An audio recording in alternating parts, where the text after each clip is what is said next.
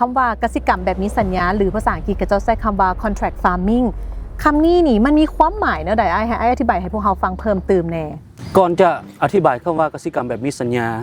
ก็ขออธิบายคำว่าสัญญาก่อนสัญญาแม่นการตกลงระหว่างคู่สัญญาซึ่งพาให้เกิดสิทธิ์และพันธะทางแพ่งเกิดขึ้นเปลี่ยนแปลงหรือสิ้นสุดนอกจากนั้นก็เว้าเรื่องสายพันธุ์ทางแพ่งซึ่งหมายถึงสายพันธุ์ที่มีลักษณะทรัพย์สมบัติรวมมีการซื้อขายเช่ายืมจำนอง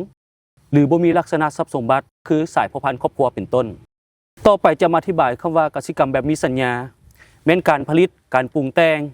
และการบริการกสิกรรมที่มีข้อผูกพันระหว่างรวมหมู่การจัดตั้งของรัฐนิติบุคคลและบุคคลซึ่งในการเฮ็ดกสิกรรมแบบมีสัญญาแม้นต้องได้กำหนดสิทธิ์ของแต่ละฝ่ายที่สามารถเฮ็ดได้และผลประโยชน์ที่จะได้รับ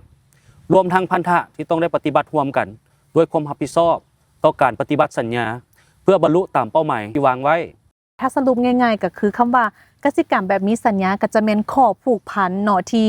เกี่ยวของเรื่องของการผลิตการปรุงแต่งการบริการทางด้านกสิกรรม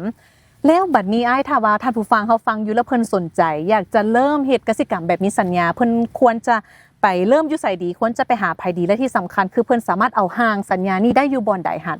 ในปัจจุบันเพิ่นมอบให้กรมส่งเสริมกสิกรรมและสหกรณ์กระทรวงกสิกรรมและสิ่งแวดล้อมเป็นหลักในการออกคำแนะนำเกี่ยวกับการเฮ็ดสัญญากสิกรรมพร้อมทั้งห้างสัญญากสิกรรมในห้างดังกล่าวจะต้องได้กำหนดให้มีเนื้อในตามมาตราของสัญญาที่กำหนดทั้งสิทธิ์และพันธะของคู่ร่วมสัญญา